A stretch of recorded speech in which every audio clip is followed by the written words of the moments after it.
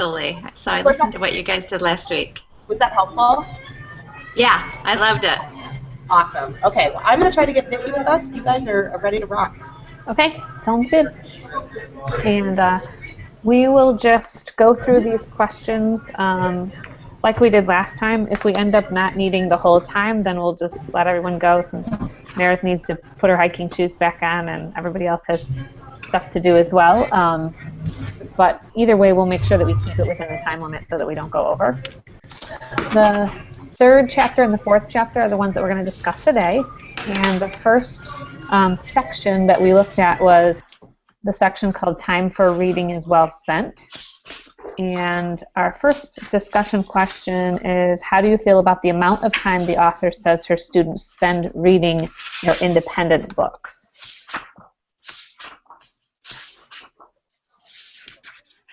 Anyone want to kick off with that?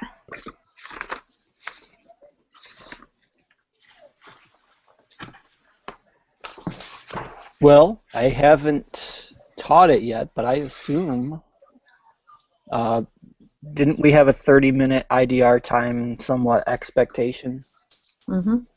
So this 30 minutes that she mentions is not unheard of for the rest of us, at least who have been teaching making meaning.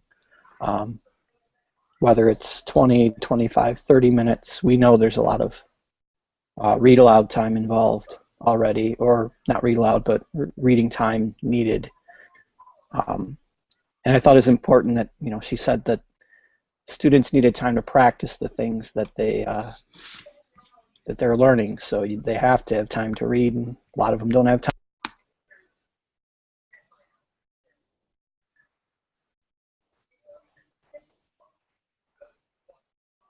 One of the things that struck me was that she mentions having 30 minutes to read, and a couple years ago I was at a conference and some members of the International Reading Association were there presenting, and now they've changed that group to be the International Literacy Association. But at that conference they talked a lot about their research indicating that we needed to have students reading at least 90 minutes a day independently. Wow. So yeah, wow was what I said. Well, first I thought, you know, oh, I'm probably doing pretty well, and I started adding up all the times that I thought my students were reading independently, and really a lot of that was us discussing reading or me reading to them or them listening to someone else read. So I started to kind of restructure some of that time in my own classroom to try to get closer to that recommendation. But, you know, I think that is something that, especially within the Creekside schedule, it would be really hard for me to imagine how that could even be possible. But I also think that there are lots of times a day as a classroom teacher that I knew that I could cut out something else and kind of put that in my instructional trash can if it wasn't something. I did a lot of things that I think were extra practice for students that were beneficial, but when I looked at would it be more beneficial to have them increase their independent reading time or do this practice activity that really only half the class might need, then I decided to focus more on increasing that amount of independent reading as much as I could. I think I definitely had my students read a lot more last year using Making Meaning, read a lot more independently, but for expository text, when I weave in my social studies reading or other expository text, oftentimes I have them read in partners, out loud to each other, and while that's not considered independent reading, I don't know, that was always my go-to. So I'll probably have to re-examine how I do that again, just because I think some of that text was more difficult, and I had a lot of low readers last year. So while I wouldn't consider that maybe independent reading, it's kind of like partner, you know, just it's good for kids who are a little bit lower to have somebody they can check in with and help them with, especially with vocabulary, I guess. So.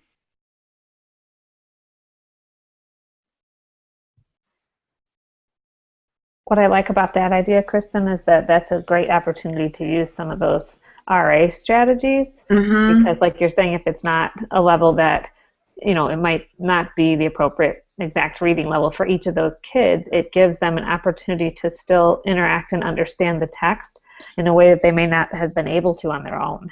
Yes, yeah, I think that was my my reason to do it. So. Well, there's also a level of accountability when you're reading with a partner. You have to actually read the text and not skip through it, skim it, or whatever. So. Hopefully. Yeah. Unless they're messing around. True.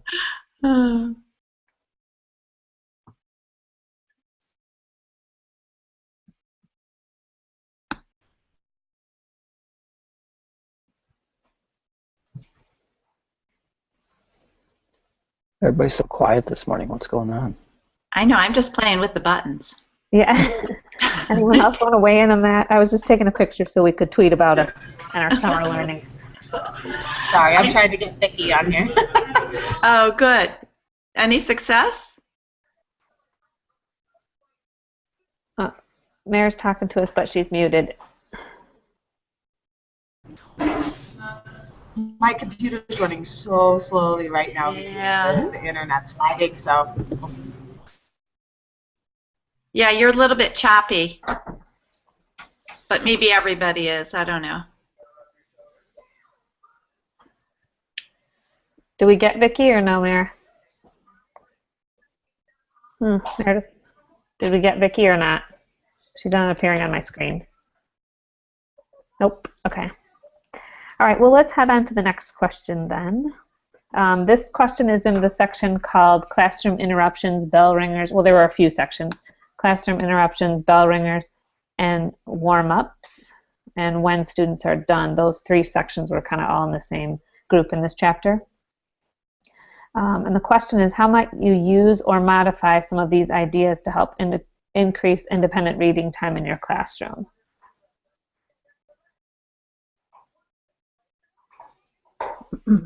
I loved her idea of just sneaking in extra time whenever, like when she was talking about when the students were taking their books for picture day and sitting down reading while they're waiting for everyone's picture to be done.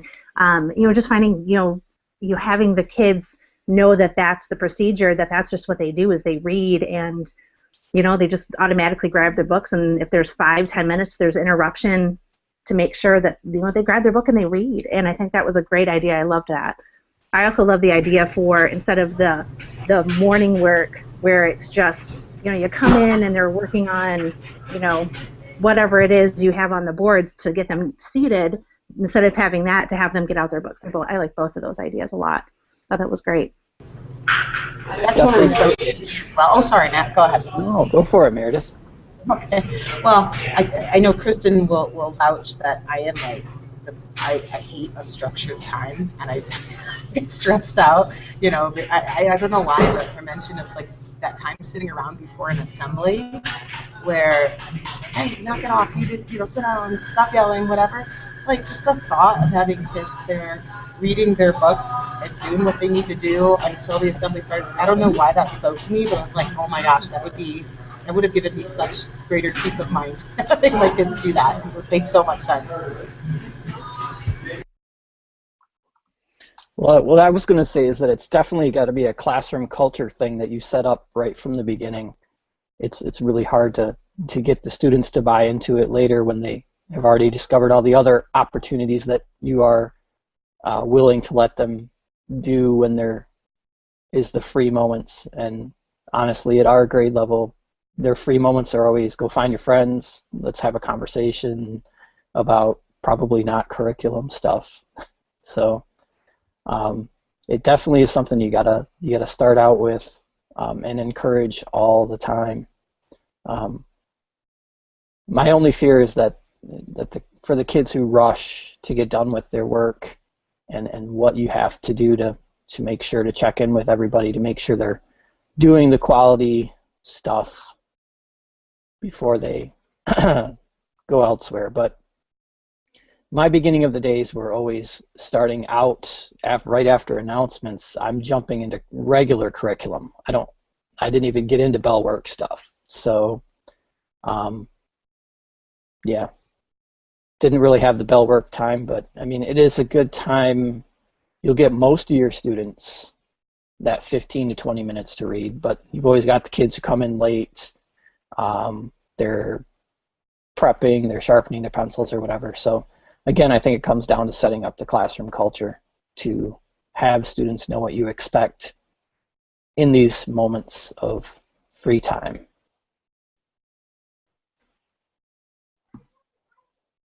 I'll jump in on Matt's points. At the secondary level, I noticed at the high school, the first 5 minutes of every class is just spent taking attendance and marking all the kids who are tardy versus late. And it would actually be a great routine if they would all read. If you think about it, 6 classes a day, 5 minutes basically wasted with attendance procedures on the teacher's part, that would be a lot of time. But setting that routine up and getting all the teachers to do that would be kind of challenging, I think. But I think it would be a great use of time.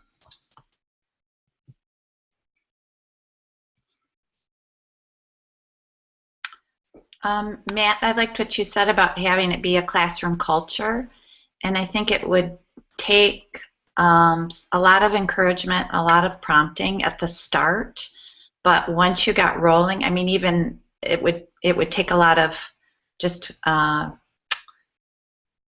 meaningful intention on my part to get the kids to do it. But I think once you had it rolling, boy, it would be so worth it.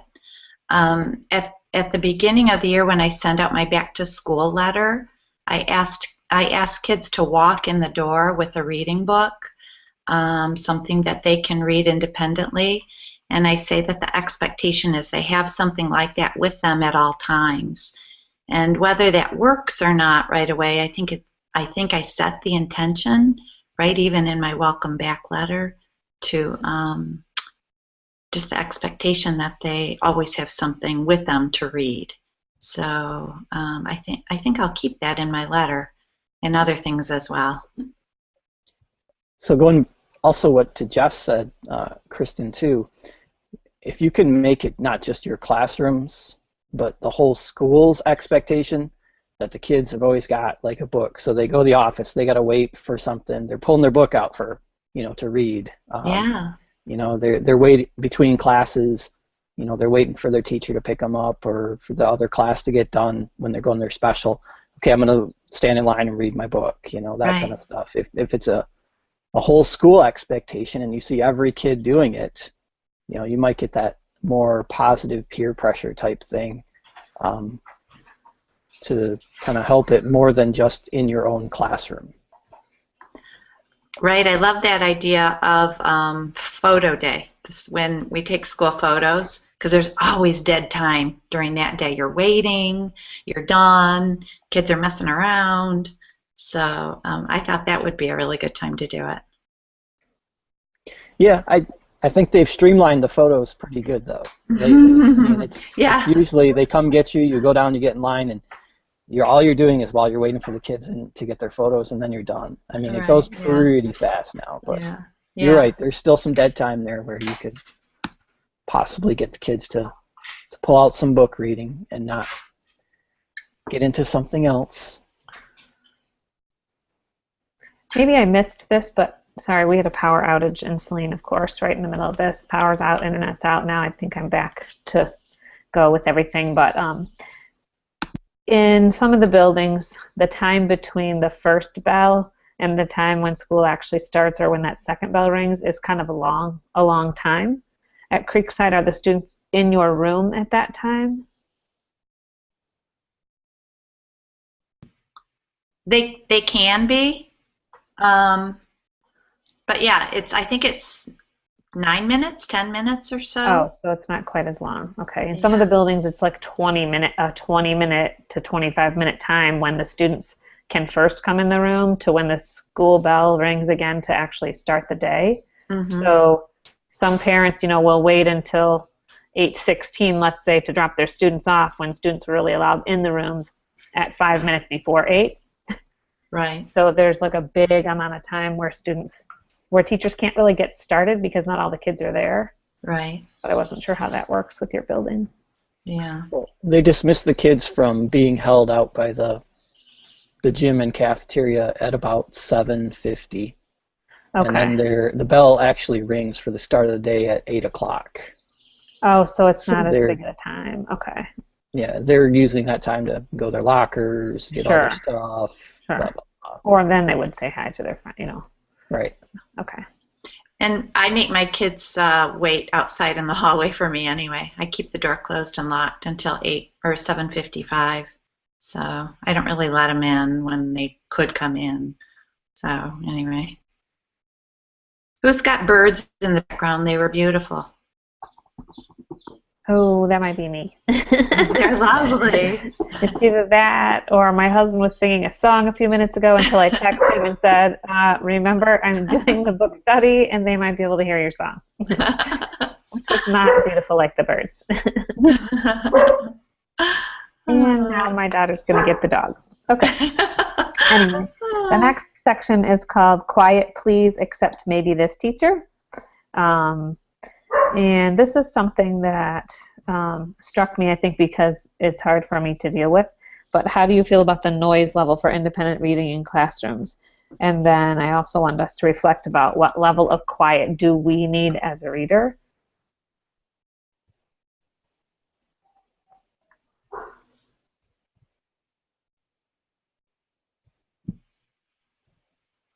Well, I'll go. I like quiet in the classroom, and I need quiet. So a few years ago, I tried to play kind of some ambient music while students read, and I had several students complain.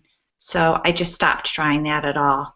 I thought it would just kind of blur out some other background noises, but it just didn't work. So anyway. Yeah, I get that too. I'm somebody who very much needs quiet when they read. So, I feel like when I was teaming with Kristen, the majority of the silent reading was done in her room. When we were doing any kind of reading for math and science, so it was important to have that quiet. I was glad to hear her say that, just from my own experience as a reader, because I could be easily distracted by other noises. So I'm absolutely in agreement with that.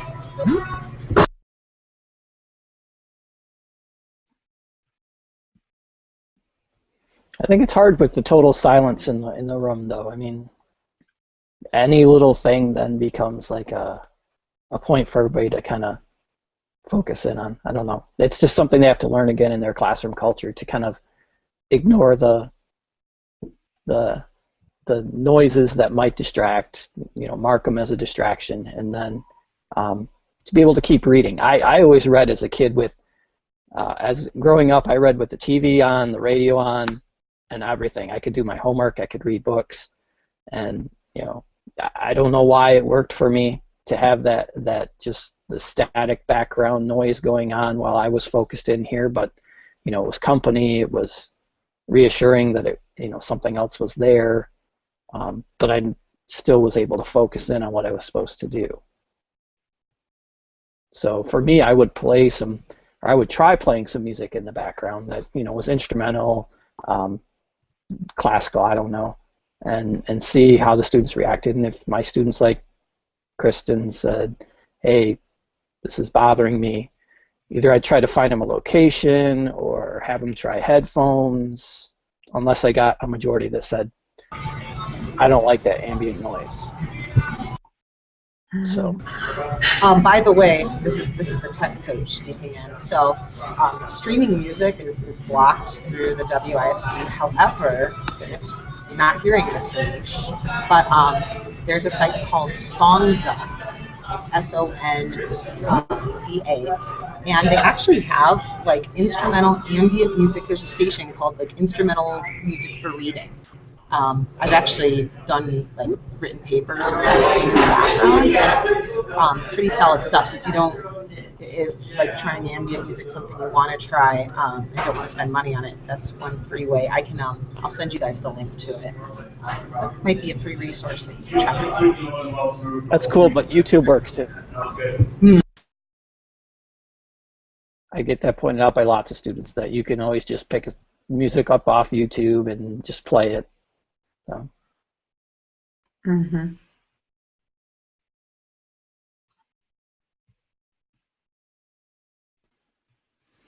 Matt, I'm more like you. I can read. I could probably read in the middle of an amusement park.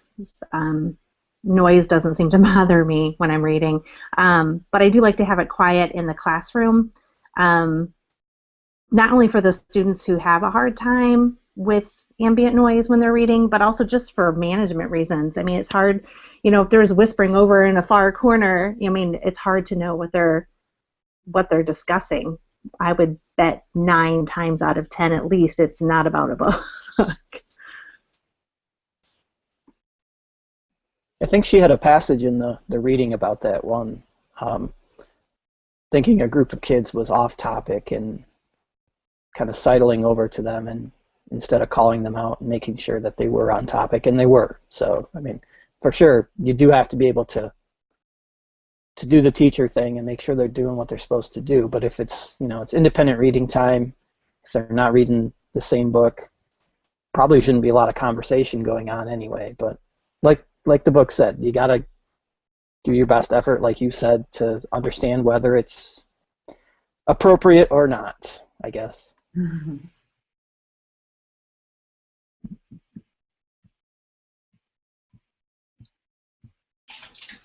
Like Kristen, I need to have total silence to read, and I think that's changed a little bit as now that I'm getting older. I feel like I need it to be even more quiet. But one of the things that I was thinking about as all of you were talking was that when I was younger, I definitely am the kind of reader who could get lost in a book, and definitely, read a book while I was riding my bike, read a book while I was walking around the house, got in trouble constantly for not doing whatever I was supposed to be doing because I was hiding somewhere reading a book. But I think it depends on what I was reading, whether or not I could do it with some noise or needed to have it quiet. And I definitely need quiet when I'm reading content-based stuff. So, I find that if there's anything that I'm reading that's, if it's a story that I'm really into, if it's a fictional story, then that's easier for me to read with a little bit of background noise or maybe some music. But if I'm trying to read and comprehend content stuff and really need to kind of dig into it and think about it and reflect on it as I go, then I need it to be more quiet. Mm-hmm.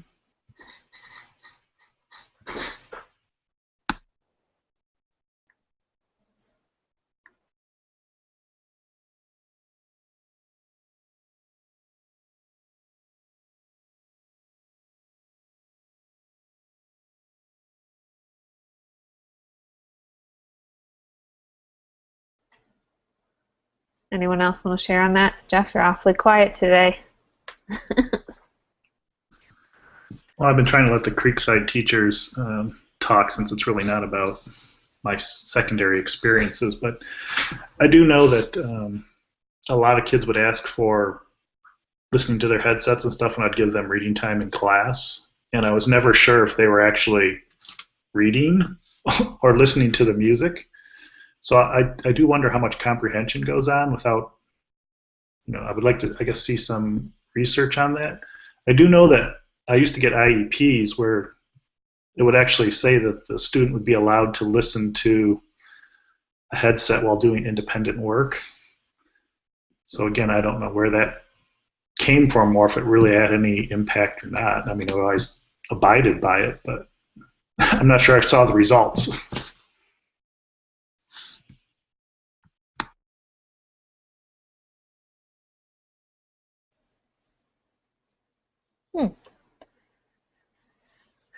That actually makes me want to do a teacher research project. But that's something, though, that I can look for research on. I wonder if there is any research about that, because that would be interesting for us to know. Is that a student preference thing, or is there really some research out there that shows that some students need some background noise? I mean, I think as teachers, we pretty much all can agree that some kids need it to be quiet, but I wonder if there's any research out there that says that some students' comprehension is improved if they do have some background noise. That would be kind of a different perspective, I think, than most of us are used to, which would be good for us to know. Mm-hmm. I'm sure there's some research out there. Yeah, I'll have to dig around about that this summer and see what I can find. Isn't that what the little Einstein's movement was all about? Like Well, that could be, yeah. and I don't know if it was proof false or not, but it seems like I've heard lately that the whole playing classical music and that builds brain cells, helps them connect, has been proven false. I don't know. Just something I remember glancing at as I was reading something else, but might have been a person's opinion as opposed to a fact. Actually, those little Einstein things would be good music to play in the background, without the video part. Just the sound on those are great to use I used things like that during writer's workshop all the time. Mm-hmm. Yeah, just 2 other comments on the sound. I remember when I used to try and play background music, the kids would complain like, I don't like that type of music. Can you play my type of music? And so I just finally gave up because there were so many different preferences by the time they get to high school. Hey, a newcomer. And then the Good morning. Oh man, that was a lot of steps. Oh, I'm so glad you got in. Thank you for your patience.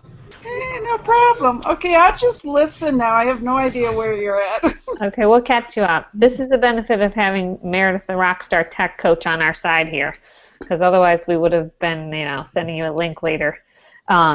We are on, we just discussed a little bit about the last question in Chapter 3, which was, how do you feel about the noise level for independent reading in the classroom, and what level of quiet do you need as a reader?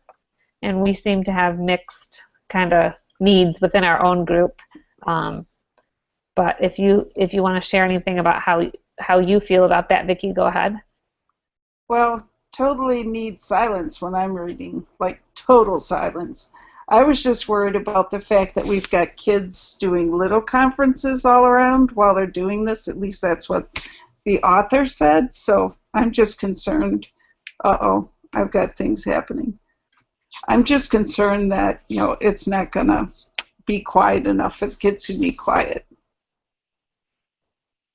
I'm going to throw in my second point while we're mulling that one over. So I heard Kimberly say that she likes some music, but when she's reading heavy content, I would agree with that. Like, if I'm doing close reading, I need, total silence. But if I'm just reading a light novel or something, I'll often play background music where I don't need a lot of detail. I'm just trying to follow a basic plot line or something.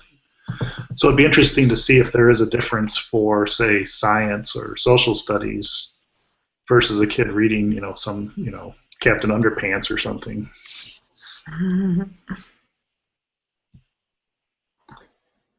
Vicki brought up a good point too about the students having conferences, because that's something I worry about. We're also conferencing during that time as teachers often, so I start to get really excited about something a student's telling me or sharing with me about a book, and when I, as the teacher, do that, I get louder and louder. And so that's another kind of interruption or distraction for the rest of the readers in the classroom. So I guess, if I were returning to the classroom myself, I would probably need to think about reflecting on everything that Donald Miller says again. I would need to think about ways to make sure that students who needed total silence could have that total silence, because during independent reading time, some kids are reading heavy content material because they're reading more nonfiction books, and other kids are reading things that they might not need quiet for. So I guess I would try to give the students some leeway, like someone mentioned, maybe possibly wearing headphones while some kids read if they needed that, and also keeping myself under control during the conferencing so I don't disturb the peace.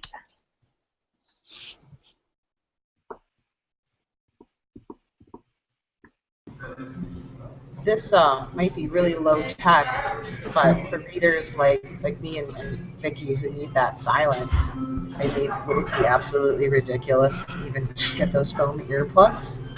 I don't know. It would work for me. I don't know if it would work for kids. Just something that popped into my mind. Well, I know my son, who's a little sound sensitive, uses his earphones to kind of just mute everything a little bit. It doesn't totally get the sound out, or it's not noise canceling, but it mutes it a little bit, makes it a little less intense. So, you know, it could work for some students. Like I said, just I'm not saying they have to have them plugged into music or anything, just over their ears to kind of like muffle what's going on, which may be, you know, they're distracted by that as well because it's a new sensation, but eventually I think they get used to it where it doesn't bother them. It's worth a try. Yeah. Do we have stuff like that at school, or would that be a grant proposal to write?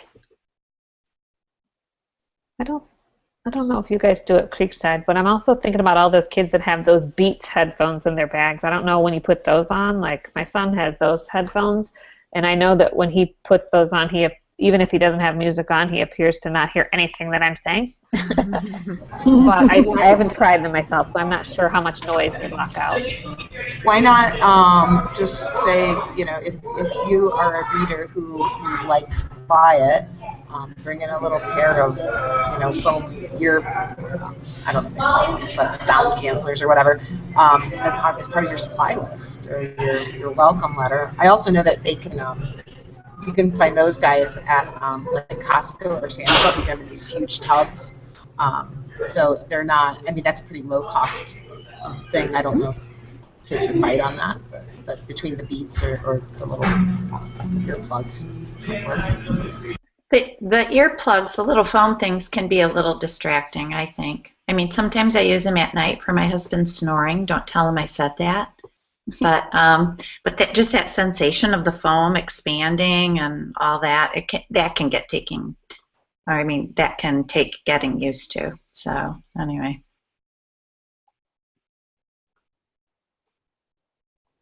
Plenty of time to brainstorm something or try different things.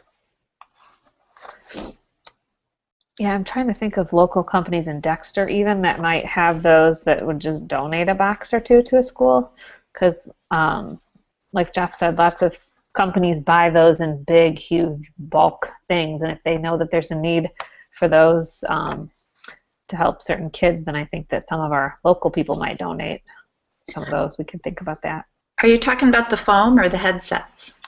The foam. I would imagine the headsets, we would have to probably do a grant.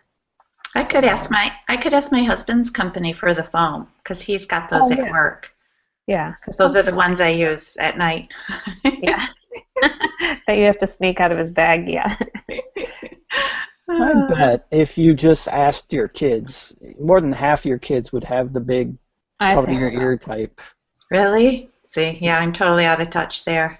And I mean, when the iPad thing came out, you know, Cornerstone and Bates all required each student to provide their own set, or each family to provide a set of headphones for their students to use with the iPads. So it's not unheard of that you could ask, you know, students to have that kind of thing on a materials list, and if they don't have it, then and they can't get it, then you go the cheaper route maybe, if they need it. I mean, who knows if they need it? Like was said, you got to do a survey, I guess, at the beginning.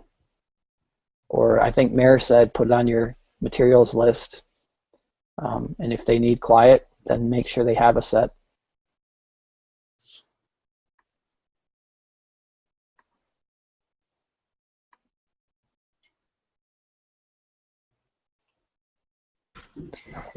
Sorry, there's doggy drama at our house. Okay, so the a drama of who's going to let the dog out because she's interrupting. The Chapter 4 section that we're going to start with is called Reading Freedom. And in this part, I asked us to highlight a phrase or sentence that stands out to you, and then be able to share with the group why you chose that phrase or sentence. Anyone want to go first? I can go first this time. I picked the phrase, I give my students outright permission to abandon books that are not working for them. It's funny, for years until I was an adult, I never gave myself permission to abandon a book. I just figured if you started it, you had to finish it. Now if I pick a book out and I don't like it, I'll just return it to the library or whatever. And then the other thing the thought that came to mind on that one is the textbooks we use at the secondary level. So many students can't connect to the book, and they kind of check out or abandon it, and they just kind of go through the motion of pretending to read and wait for you to actually discuss it and try and pick it up that way. And that's a big problem. We got to figure out how to handle that.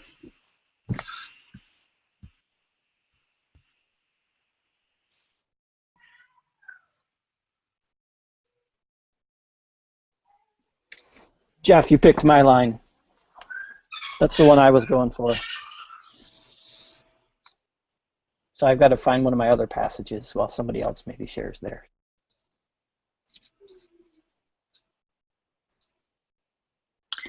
I wanted to say a little bit about what Jeff said. I think I heard you right in that you're saying that if kids choose a book but they're not into it and they're continuing to look like they're reading it, it can take a while for the teacher to notice that if you're not conferencing with every student every day. So that is a huge issue. There were kids last year who would kind of stall out, and I remember, you know, it would seem that they were just not making progress between the times that I would conference with them. So that is a big management piece, I think. So.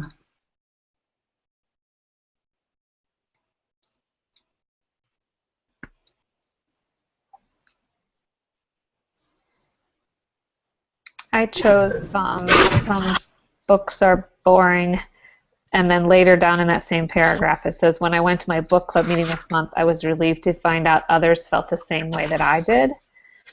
And I chose that because sometimes I'll hear people talking about a book that they loved and how much they loved it and how much they went to a book study and they all had wine together and it was the best book ever, and I keep thinking, like, I hated that book. Like, for example, The Book Thief. Everybody has been talking about how much they love that book, and every time friends give me recommendations of books to read, that's one of the ones on the list. And I have tried to read it 5 or 6 times, and I just don't like it.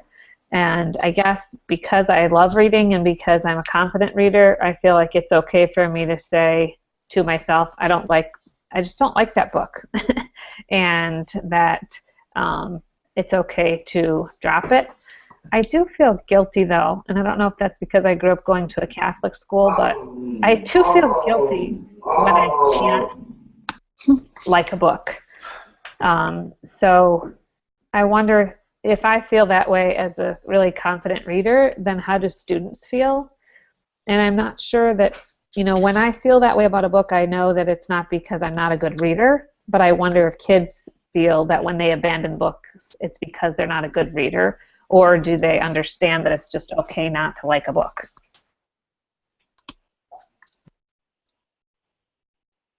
I thought that was a great point. The fact that she interacted with a student and the student said books are boring, and she corrected him and say, yes, some books are boring. Yeah, I think a lot of students probably do feel that there's something wrong with them if they can't get into a book that other people can. They don't have that confidence. So I do think that's a great point. One of the things I guess I have trouble with when I've taught reading is allowing students to go back to books that they've read before.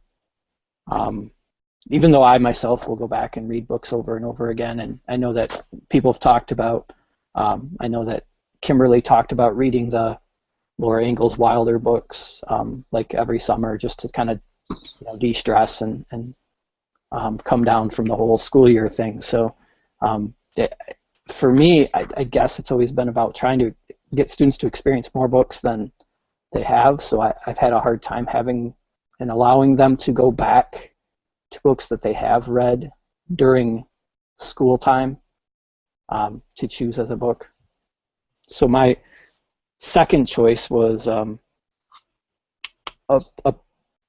piece about being able to allow students to go back to their books that they've read that they like as one of their choice books. So. Along that vein, I like the part about not the right to not defend your tastes. I know that I appreciated her efforts to get kids to explore books across a variety of genres, but I also appreciated, I highlighted it in here, that like she didn't really get on a kid's case or stuck on some of their genres that they really love. She said that each year I have students who are so attached to their beloved genres that they actually do not meet the genre requirement. And to an extent, she said, when I was younger, there were definitely genres that I wasn't obsessively reading certain genres, but there were others that felt like such a chore to read. So I think it's good to expose them and maybe give them options to read shorter pieces from different genres if that's really not their thing. Like mystery's never been a passion of mine. Like if there could be a short mystery I could have read, I would have really appreciated that. Versus the whole class is reading this mystery book and it's taking weeks and I hate it. So I thought that was an interesting point.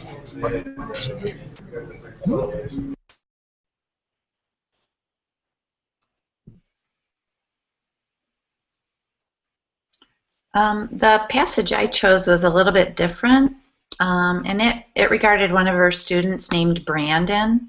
Can you guys see my notes here on the screen or no? No. Okay, good. Because I have my little notes set up right side by side. She was talking about a student named Brandon that just said he didn't like reading, couldn't find anything to read. And she said, she quoted that she was not responsible for his reading or not reading. And she said, by refusing to take responsibility for him reading or not reading, I forced him to take it. And she said reading was previously an act that the teacher controlled for him, and in his mind, failing to read was not his fault.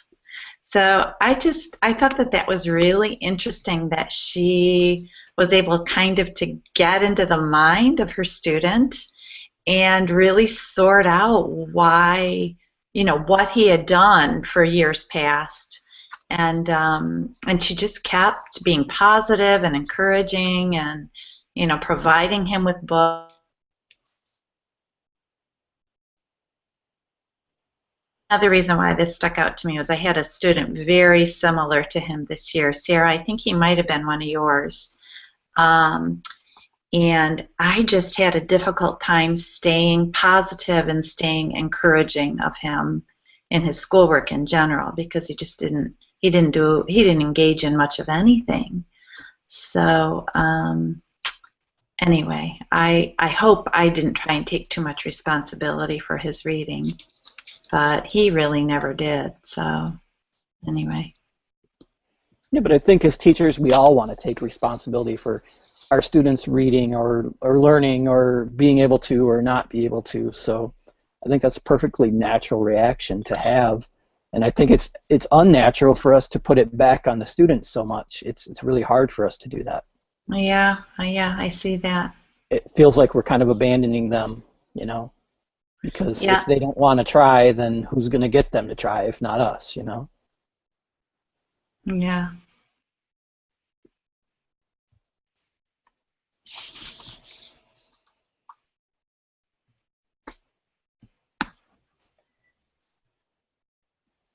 That was a good choice, by the way.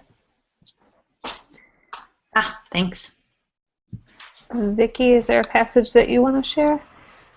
Well, I really looked at the part about where the kids are rereading the same books, trying not to let them reread it like 10 times, but we're trying to teach the skill where you reread to get something deeper, which is, one of the things with the new reading series or books that we're working on with the skills. So it's funny because how many times do I let them reread it? And I think having all the genres with the number of each of the books they should read will be helpful. I just have to figure out, without stressing them, how many I do. I think saying 40 books when they walk in the door is going to freak out parents and kids. So I kind of have to figure out what line I'm going to walk with what number of books. I like saying they have to read a lot of books because that'll be helpful, but I just see these parents walking in going, what? So, but I do have the kids take ownership of almost everything in the classroom, so that's just the culture. But it might be interesting. I'm kind of excited to see their shock, just so that it can be a conversation. But I don't know how many to say. It might be helpful. I mean, there were I remember reading passages, the kids' words about their like letter to the teacher about their reactions when they heard about the 40 book. Maybe sharing those kids' anecdotes with your students and saying, they felt the same way you did, but as we can see from what they're sharing, they did it, and you guys can too. And maybe on the parent end, because I know they can be kind of intense when they see a challenge for their kids. Maybe even just suggest this book to them and say, hey, this is where this comes from. I want you to see what it's all about. When you read it, if you're that concerned, have a look at it, and it might give you some clarity on my motives behind doing it, and the fact that this is not a reasonable goal for our students. So, I don't know. I used to love recommending texts to parents who were on my case. I'm like, well, check this out, and then usually they calm down. Yep. They do. It just takes them a little while. I like to shock them at open house anyway, so it works.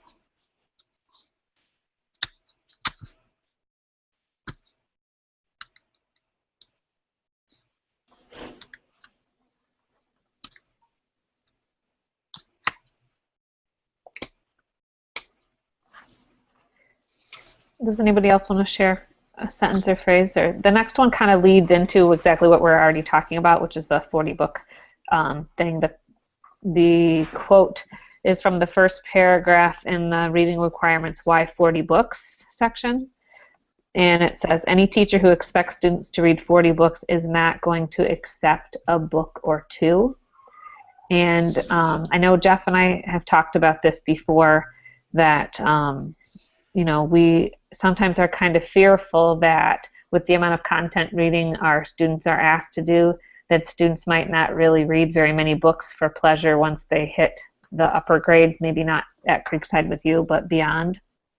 And I think, really staying in tune with how many books did kids accomplish and what are their own personal goals for reading throughout the year. If a kid says to you at the beginning of the year, my goal is to read one book, well, none of us are going to accept that. But that might be the reality for a lot of students if we're not kind of in tune to it. So how might we encourage students to read more books in a school year and still give them choice to choose their own books? And I picked that question because I think that as we talk with teachers, I think that one of the things that teachers might say is, well, I know they read 6 books because our class had 6 assigned books. And since that is something that choice is something that we're trying to build in more with students, I think that we will, need to think about that a little bit as we think about how many books are students going to really be required to read. And by reading this book, we're by no means saying that students have to read 20 books in your classroom, but we also, need to think about what is kind of a goal that you have, what kind of goals will your students set. Well, and as far as the kind of a book total, I know sometimes the tech seems gimmicky. However, I found that in my own 6th grade classroom, I had students who were really, I don't know what the draw was, but even just the opportunity to read on a Kindle or reader, or some kids are so comfortable reading off the screen. I wonder if offering them other ways to access books beyond classroom library, the school library, but getting them. I know Dexter library has a great ebook system. I wonder if that makes it more accessible to them. Like, let's say they finish a book at home at night, they can log on and get their next book. I wonder if encouraging them to use their own devices. I don't know. That was just a thought that I had as I was reading this. Because it sounds like this teacher has a massive classroom library and love how she worked with other schools, media specialist as well. But I don't know if that would also ease the students a bit as far as, you have another resource you can use to get text to read. I don't know, it's just a thought I had I wanted to throw out there.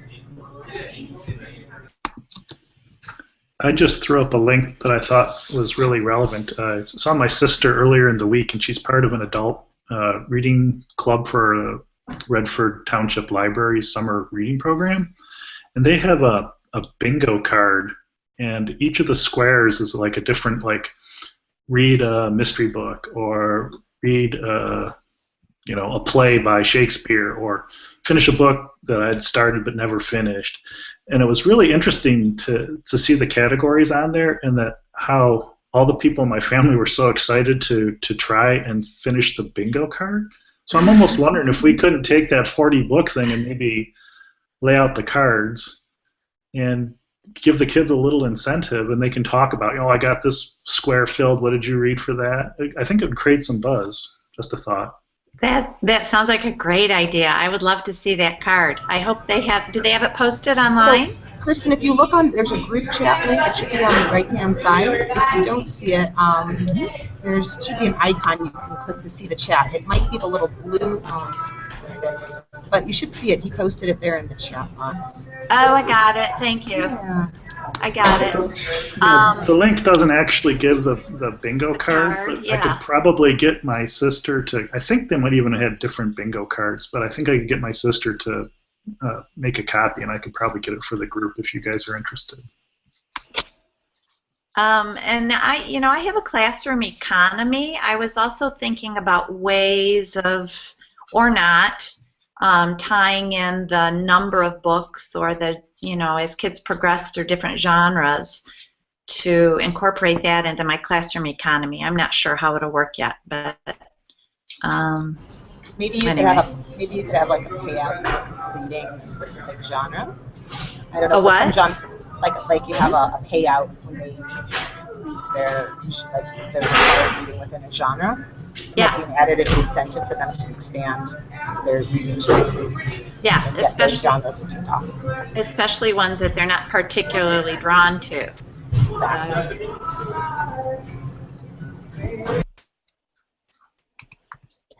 I was trying to think of a tech way to get them involved, because they all want to use their tech. So is there a way to get them to do something like we're doing, where they can chat with other people about it, or blog about it, or and I know that's part of the initiative that's going on with Cornerstone and Bates right now is getting students to use their technology in ways to help them. So yes, and yes. Lots of these kids already have their devices, and is there a way to get them more involved with them once they read a book, or to keep track of their books? So.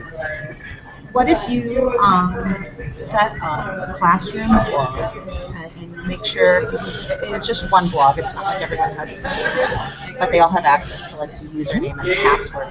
And you can tag the blog post by genre. So let's say a kid finishes a great mystery. They tag it with mystery, and they write a quick little book review, and there's some, and maybe put in some incentive for them to do it so that it just doesn't feel like extra work. Or maybe they can type up a review during their reading time. That's part of it. But so that way the kids could then, the whole class could visit the blog, and if the child's saying, "Gosh, what's going to be my next fantasy book?"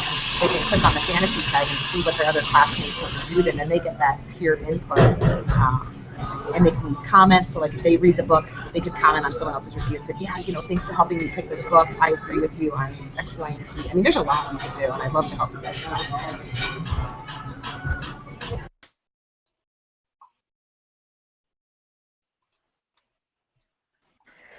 Okay, here's the problem. We're at our time limit, and we do have a thing about readers' notebooks that was at the end of this chapter.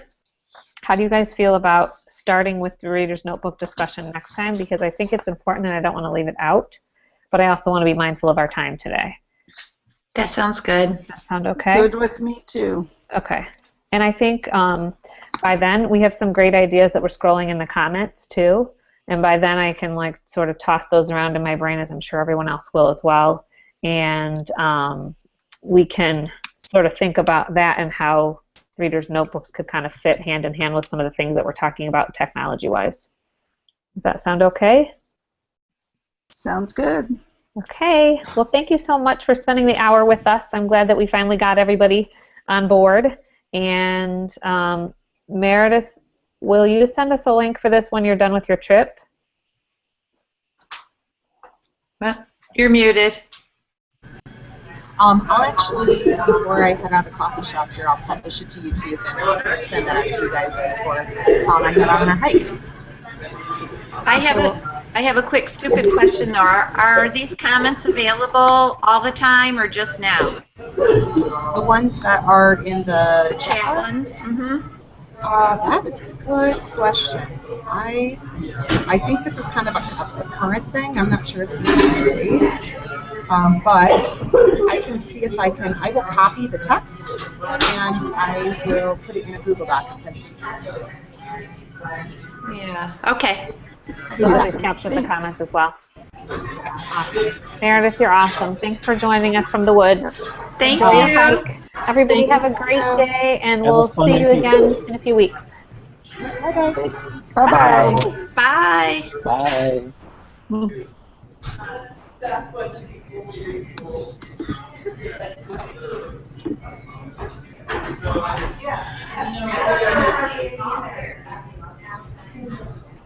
Bye.